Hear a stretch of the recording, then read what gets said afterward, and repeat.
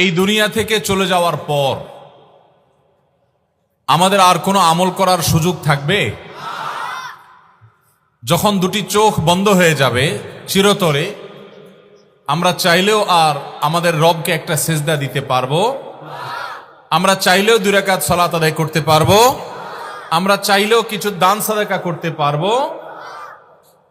অতএব যতদিন নাকের ডগায় নিঃশ্বাস আছে ততদিন আমাদের সুবর্ণ সুযোগ আছে আখেরাতে আমরা কিছু আমল পাঠিয়ে রাখতে পারি। অনন্ত অসীমকালের যাত্রায় যেগুলো আমাদের 3টি কাজ, 3টি আমল আছে, যে আমলগুলোর সওয়াবের ধারা আমাদের মৃত্যুর পরও আমাদের আমল নামায় যুক্ত হতে থাকবে ইনশাআল্লাহ। আমলগুলো জানার দরকার আছে কিনা বলেন? এ বিষয়ে যে হাদিসটি সহিহ মুসলিমে বর্ণিত হয়েছে, সে হাদিস বর্ণনা করেছেন সর্বাধিক হাদিস বর্ণনাকারী সাহাবীদের শীর্ষে থাকা আবু হুরায়রা রাদিয়াল্লাহু তাআলা আনহু। তিনি বর্ণনা করেছেন যে নবী করিম সাল্লাল্লাহু আলাইহি ওয়াসাল্লাম ইরশাদ করেছেন, ইযা মাতাল ইনসান ইনকাতা আনহু আমালুহু, মানুষ যখন মৃত্যুবরণ করে তার আমলের ধারা বিচ্ছিন্ন হয়ে যায়, আর কোনো নতুন কোনো ভালো কাজ, কোনো সওয়াবের কাজ সে করে তার আমল নামাকে সমৃদ্ধ করার সুযোগ সে আর পায় না।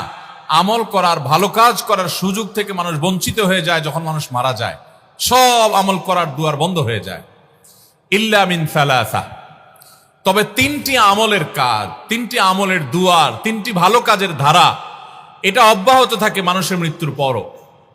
তার প্রথমটি হলো ইল্লা মিন সাদাকাতিন জারিয়াহ, যদি কেউ জীবদ্দশায় কোনো এমন দান রেখে যায় যে দানটা ওয়ান টাইম দান না, যে দানটার উপকারিতা দীর্ঘমেয়াদ পর্যন্ত, দীর্ঘ সময় পর্যন্ত অব্যাহত থাকে, এইরকম কোন দান যদি কেউ রেখে যেতে পারে, সে দুনিয়া থেকে চলে যায়, ওই দান যতদিন পর্যন্ত তার কার্যকারিতা, তার উপকারিতা বেনিফিশিয়ারিরা ভোগ করতে থাকেন ততদিন পর্যন্ত তার আমল নামায় সওয়াব যুক্ত হতে থাকে, অ্যাড হতে থাকে।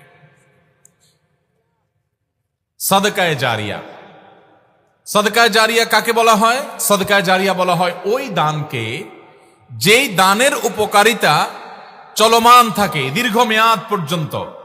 যেমন আপনি একটা মসজিদ নির্মাণ করলেন, আপনি একটা মাদ্রাসা নির্মাণ করলেন, আপনি একটা ইতিমখানা নির্মাণ করলেন, আপনি একটা কালভার্ট তৈরি করে দিলেন কোনো এমন এলাকায় যে এলাকায় কালভার্ট তৈরি করার মতো কোনো ব্যবস্থা নেই, তারা কষ্ট করছে, কোথাও রাস্তা ভাঙা, আপনি এটা রাস্তা করে দিয়ে, কোথাও